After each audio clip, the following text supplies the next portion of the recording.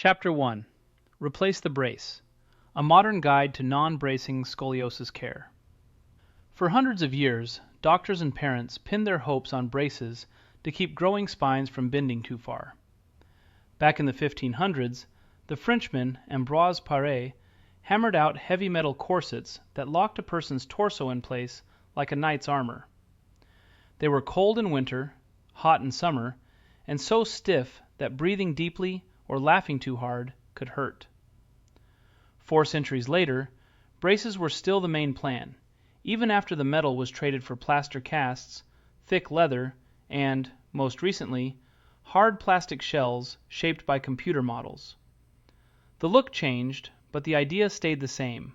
Squeeze the ribs, hold the spine still, and hope nature gives up. Yet modern studies keep showing the same sobering truth. While a brace can sometimes slow the curve during the months it is worn, it rarely straightens the spine, and many patients still watch their X-ray angles creep upward year after year. Even when numbers do stabilize, the cost can be steep. Straps dig into skin, making summer days feel endless. Classmates stare. Gym teachers hesitate. Sleep is light because rolling over hurts.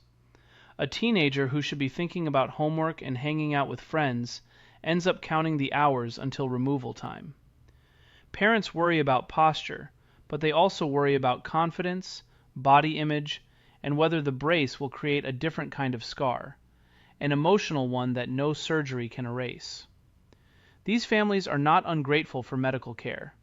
They simply want an approach that protects both the spine and the spirit. Science is now shining a brighter light on why holding bones still is not enough. Curves grow in 3 dimensions, twisting like ivy around a tree, and every twist involves messages sent between the brain, the writing reflexes, neurotransmitter, hormones, and hundreds of tiny muscles that act like guy wires.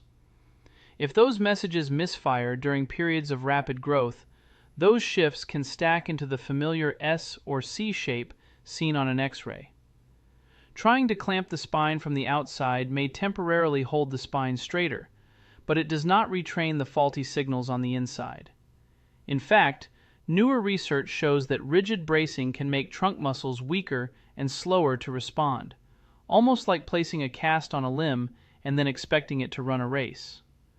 Meanwhile, genetic studies reveal that some children carry DNA variants affecting bone density, hormone levels, or how quickly nerves release certain brain chemicals. Hormonal changes during growth spurts add another layer, explaining why one child's curve might speed up while another's stalls.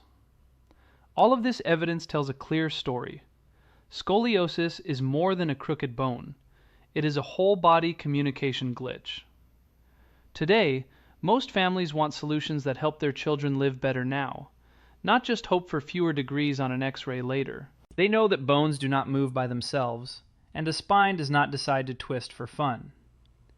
The nervous system, with its highways of nerves and its command center in the brain, controls every tiny muscle that positions each vertebra. When messages become scrambled, posture shifts and the curve can grow. Modern research shows that genetics, hormones, and even the balance sensors inside the ears can add friction to those signals. Because of this, more doctors are turning toward programs that train the brain and body together.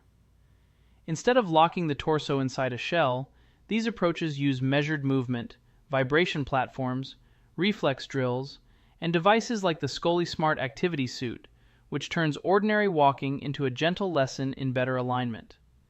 Kids can practice at home, at school, or on a soccer field, building strength and posture memory while still being kids. The goal of this book is to place these modern ideas into the hands of every family searching for hope beyond the brace. We will journey through the rich history of scoliosis care, honoring the inventors who tried their best with the tools of their time, yet also examining the hard data that questions old habits. We will break down complex science into easy stories so an 8th grader, or any curious reader, can understand why curves behave the way they do.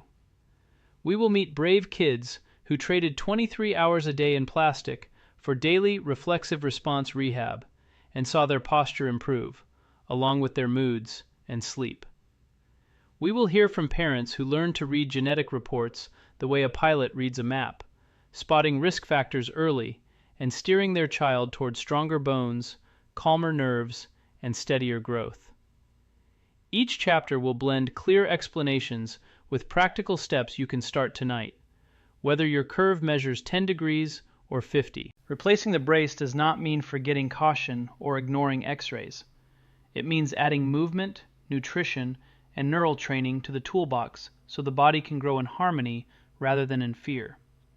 It means trusting that children are more than their spines and believing that learning to move well can help them live well. Every chapter ahead will give you practical ways to build that trust. Whether you are a teen who wants to play basketball without pain, a parent puzzling through treatment options, or a grandparent hoping to support the next generation with wisdom instead of worry. Instead of waiting for curves to hit a scary number, we will show why early, gentle, and smart action matters. We will explore reflexive response rehab that can be done in the living room, foods that feed bone and nerve health. You will see how tiny daily choices, like taking the stairs, carrying a backpack correctly, or setting a phone at eye level, can add up to real change. By the final page, you will understand why the time has come to move beyond rigid shells and toward proactive, whole-body care that lets the brain and spine grow stronger together. And why, for many families, replacing the brace is not a risky gamble, but a logical step forward on the path to a straighter, healthier life.